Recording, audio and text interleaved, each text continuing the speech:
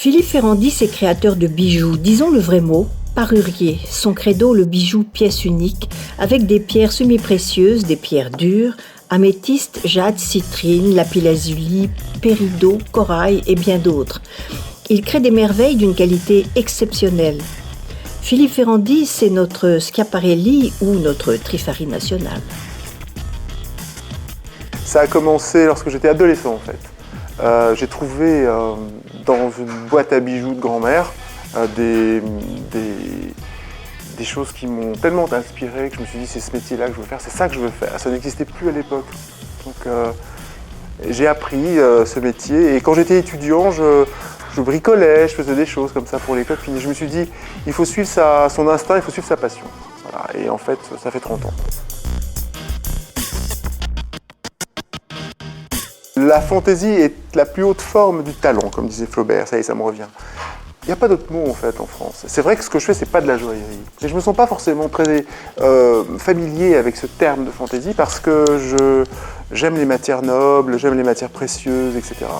Et c'est, je crois, la raison pour laquelle, même si je fais 2 collections par an, qui sont des choses qui sont des multiples et qui sont dupliquées, j'adore de temps en temps m'évader et faire des pièces uniques pour retrouver justement cette essence de la rareté. Et là, je m'amuse parce que on va sur des choses incroyables, des branches de corail, des racines d'émeraude, de l'aigle marine, du cristal de roche, qui est une pierre très magnétique que j'affectionne particulièrement. Et tout est possible, en fait, tout est possible.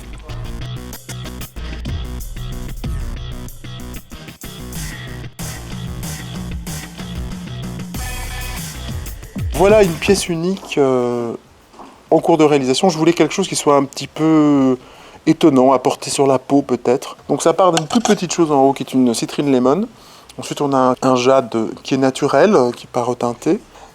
Et du verre naturel. C'est une sorte d'obsidienne claire. Voilà.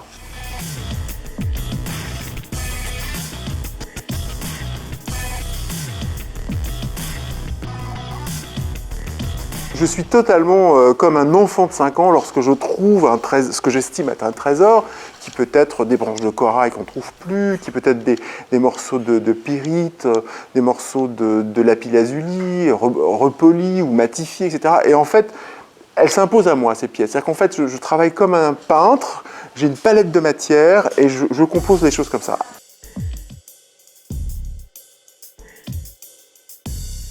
Sur cette pièce-là, on a voulu faire disparaître la structure et faire comme si les branches de corail tenaient délicatement sur la peau. Évidemment, ça veut dire qu'il y a un travail de sertie qui doit être un peu invisible sous chaque branche. Le corail est fragile, hein, donc il faut le maintenir. En tout cas, c'est comme ça qu'on a choisi de le faire. Et là, on a choisi de mettre une très très belle améthyste qui a un éclat superbe. C'est un souvenir de vacances en fait. J'étais avec des amis dans un endroit, il y avait une piscine qui était entourée de petits cailloux blancs et j'en ai ramassé quelques-uns et je me suis dit tiens, on va faire un souvenir de vacances. Évidemment, ça ne vaut rien, c'est des cailloux ramassés par terre.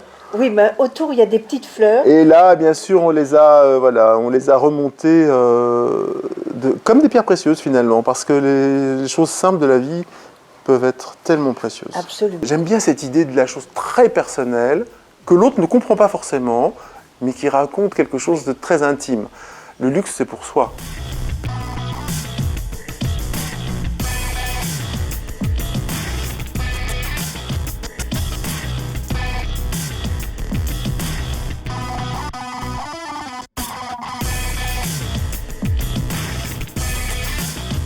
Ne pas être comme les autres, tel est le message de la pièce unique, comme ses manchettes, colliers et sacs du soir. Être soi-même, unique et précieuse, c'est le secret de la séduction.